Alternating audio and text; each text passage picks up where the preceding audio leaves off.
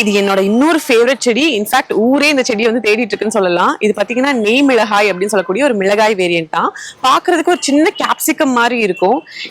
இதுல வந்து சிகப்பு மற்றும் மஞ்சள் நிறத்துல இருக்கு.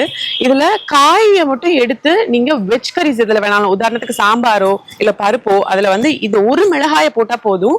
இந்த நெய் மிளகாயோடைய மனமும் சரி சுவையும் சரி, நெய்யை ஊத்துனா உங்களுக்கு எவ்வளவு கிடைக்குமோ அது அப்படியே இந்த ஒரு மிளகாயில கிடைக்குது. ஸோ ஊரே வந்து இந்த செடியை வந்து தேடிட்டு இருக்காங்க. இந்த செடி வந்து எவ்வளவு மக்கள் தேடுறாங்களோ அவ்வளவுக்கு அவ்வளவு பராமரிக்கிறதும் கொஞ்சம் சிரமம் தான். நெய் மிளகாய்க்கு வந்து குளிரும் வேணும், வெயிலும் வேணும். ரொம்ப ஆசைப்படுற செடி.